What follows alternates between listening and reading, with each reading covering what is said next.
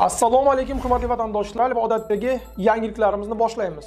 Boshlashdan oldin katta iltimos, meni ko'rayotgan bo'lsangiz, podpiskani bosinglar. Podpiska bizning kanalimizga rivojlanishiga juda ham yordam beradi. Iltimos, shuni bosib qo'yinglar. Sankt-Peterburg hamda Moskva shahrida yurgan hamyurtlarimiz diqqatiga, sizlarga 100% ishonchli, bazasi toza registratsiya, turdovoy dogovor, уведомление xizmatlarini taklif qilamiz.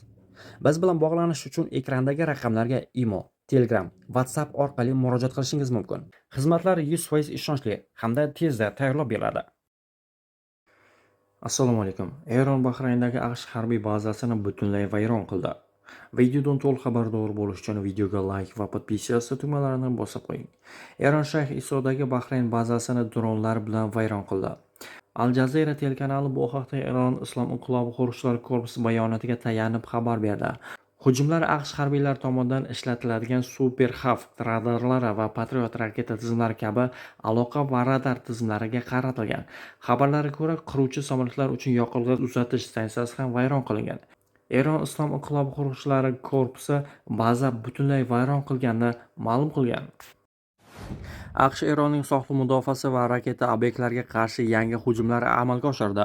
Tehron esa bunga javoban qo'shni davlatlardagi Amerika harbiy obyektlariga zarba berdi. Bu haqda Reuters xabar berdi. AQSh kecha 15-iyul kuni Eron portlariga nisbatan dengiz qamalini qayta joriy etgach, mamlakatning sohil mudofaasi va raketa obyektlariga ikki bosqichli hujum uyushtirgan.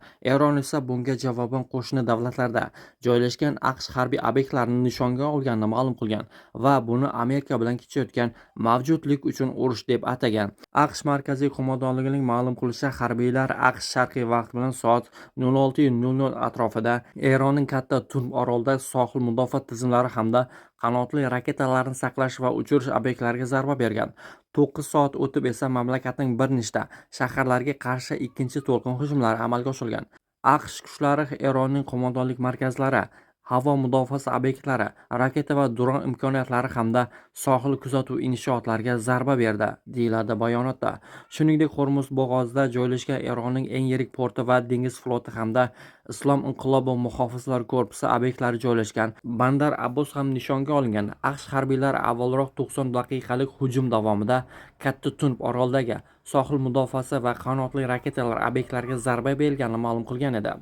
Qayd etilishicha, Islom inqilobi muhofizlari korpusi o'z navbatida Bahrayn, Quvayt va Iordaniyadagi AQSh harbiy nishonlariga hujum qilganini bildirgan. Korpusga ko'ra, Quvaytdagi Ali al-Salim avia bazasida AQSh harbiylari to'plangan hudud va radiolokatsiya tizimi raketa hamda dronlar bilan nishonga olingan. AQSh harbiylari shuningdek ogohlantirishlarga bo'ysunmagan va Xark oroli tomon yo'l olgan bo'sh neft tankerini raketalar bilan uning mo'ri qismiga zarba berib harakatdan to'xtatganini bildirgan. Ma'lumotlarga ko'ra, dengiz qamali qayta joriy etilgandan buyon ikki kema yo'naltirilib yuborilgan. Urush oqibatida asosan Eron va Livanda minglab odamlar halok bo'lgan, millionlab aholi esa o'z uyini tark etishga majbur bo'lgan. Tasnim agentligining sog'liqni saqlash vazirligi vakiliga ko'ra, faqat iyul oyining o'zida AQSh hujumlari oqibatida 35 kishi halok bo'lgan. AQSh prezidenti Donald Tramp Eron muzokaralarga rozi bo'lmasa, mamlakatning elektr stansiyalari va ko'priklariga zarba berishini aytdi. Trampning so'zlariga ko'ra, AQSh Eronga qarshi harbiy amaliyotlarni davom ettiradi va agar Tehron muzokara stoliga o'tirmasa, kelasi hafta ular uchun vaziyat yanada yomonlashadi. Navbat elektr stansiyalariga va undan keyin ko'priklarga keladi. Agar ular muzokaralarga rozi bo'lmasa, barcha elektr stansiyalari va ko'priklarni ishdan chiqaramiz, degan Tramp Fox News telekanaliga bergan intervyusida. Ushbu bayonot AQSh kuchlari ketma-ket 4-kun Erondagi nishonlarga zarba berayotgan va Hormuz bo'g'ozidagi Eron portlariga nisbatan dengiz blokadasini qayta tiklagan paytda yangragan. Eron Islom inqilobi qo'riqchilari korpusi Washington mintaqadagi neft va gaz eksportini dengiz yo'llari orqali to'sishga urinsa, AQSh va uning ittifoqchilari foydalanayotgan boshqa eksport yo'nalishlari ham yopilishi mumkinligi haqida ogohlantirgan. Qayd etilishicha, Tramp joriy yilning mart oyida ham Eron tinchlik shartlariga rozi bo'lmasa, mamlakatning elektr stansiyalari va suv ta'minoti infratuzilmasini yo'q qilish bilan tahdid qilgan. Xalqaro gumanitar huquqqa ko'ra, fuqarolik infratuzilmasiga qasddan zarba berish urush jinoyati sifatida baholanishi mumkin.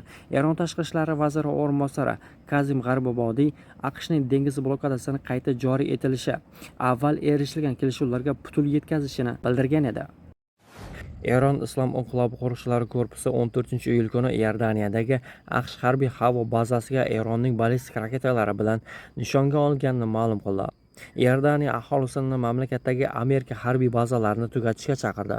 Islom inqilobi qo'riqchilari bu haqidagi bayonotni Fars News agentligiga e'lon qildi. Biz sizlarning mamlakatingizga nisbatan hech qanday adovatimiz yo'qligini yaxshi bilasiz.